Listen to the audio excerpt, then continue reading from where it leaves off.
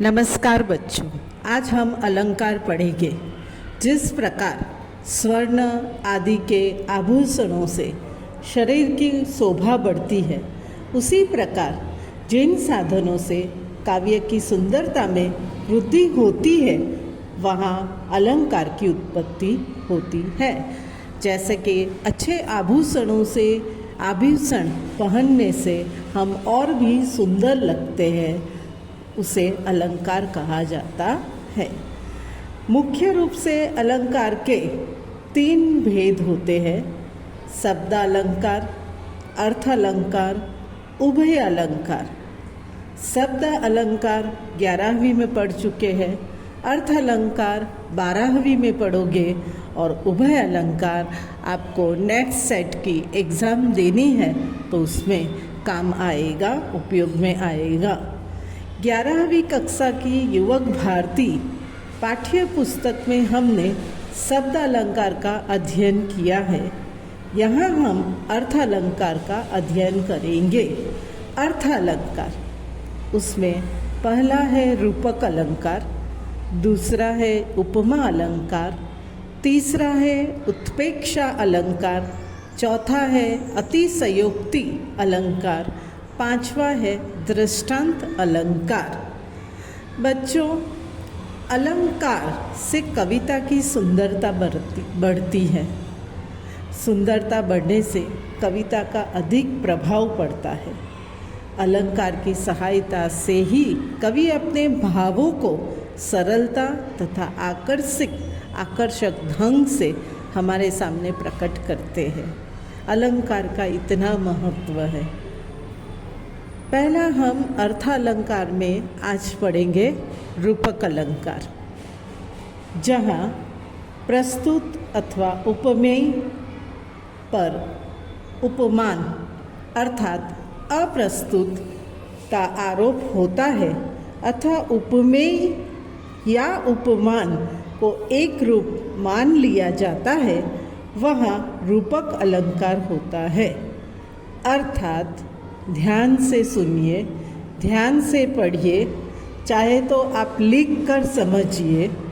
एक वस्तु के साथ दूसरी वस्तु को इस प्रकार रखना कि दोनों अभिन्न मालूम हो, दोनों में अंतर दिखाई न पड़े, उपमेय का अर्थ होता है इस वाक्य में तुलना करना।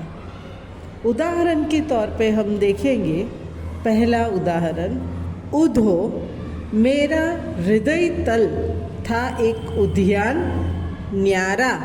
यह राधा कहती है उधो से कि मेरा हृदय तल था एक बगीचे की तरह। शोभा देती अमित, उसमें कल्पना क्यारिया सी, कल्पना रूपी क्यारिया उसमें शोभा दे रही है। दूसरा उदाहरण, पायो जी मैंने राम रतन धन पायो। राम उपमेय है और रतन उपमान है। रतन धन उपमान है। यहाँ पर राम रूपी धन पायो, यह हम समझ सकते हैं। तीसरा, चरण सरोज पखारन लागा, यानी कि चरण रूपी कमल धोने लगा। चौथा, सिंधु सेज पर धरा वधु, सिंधु रूपी सेज पर पृथ्वी रूपी वधु, ये यहाँ पर हम समझ सकते हैं। अब तनिक संकुचित बैठी सी, थोड़ी सी संकुचित बैठी है, ये यहाँ पर आप समझ सकते हो। उपमा, दूसरा यहाँ पर दिया गया है अलंकार, उपमा अलंकार, जहाँ पर किसी एक वस्तु की तुलना दूसरी लोक प्रसिद्ध वस्तु के रूप, रंग, गुण, धर्म या आकार के आधार पर की जाती हो, वहाँ उपमा अलंकार होता है। अर्थात जहाँ उपमेय की तुलना उपमान से की जाए, वहाँ उपमा अलंकार उत्पन्न होता है। उसका पहला उदाहरण देखेंगे, चरण कमल राम सम कोमल। कमल की उपमा चरण के साथ की गई है। दूसरा उदाहरण, राधा वदन चंद्रोसो सुंदर। राधा का वदन उपमेय है। उपमा यहाँ पर चंद्रमा दिया गया है, यानी कि राधा चंद्रमा जितनी सुंदरता राधा के वदन में यानी कि मुख में है। जीव बिन देह नदी बिन वारी, तैसी ही अनाथ पुरुष बिन नारी, बिनु नारी। जीव बिन देह, अगर आपके देह में जीव नहीं है तो उस देह की कोई कीमत नहीं होती है। यहाँ पर ये दृष्टांत दिया गया है। और वैसे ही अनाथ पुरुष बिन नारी। चौथा दिया गया है, सधर्म है यहाँ पर। ऊंची नीची सड़क उपमान है। बुढ़िया से कुबड़ सी उपमेय है, यानी कि बुढ़िया जो है उस कुबड़, आपने रामायण में सबरी का नाम सुना होगा, जिसने राम को बेर खिलाए थे चक चक के। वो कैसी थी? कुबड़ी थी। तो उसकी जो कुबड़ रहती है पीछे का भाग, वह ऊंची नीची सड़क जैसा था। ये आप समझ सकते हो। नंदन वंशी फूल उठी छोटी सी क्यारियाँ कुटिया मेरी। नंदन वन यानी बगीचे की तरह मेरी छोटी सी कुटिया, मेरी छोटी सी झोपड़ी जो है वो सुशोभित हो गई है। मोती की लड़ियों, मोती की लड़ियाँ उपमान है यहाँ पर। सुंदर वह धर्म है।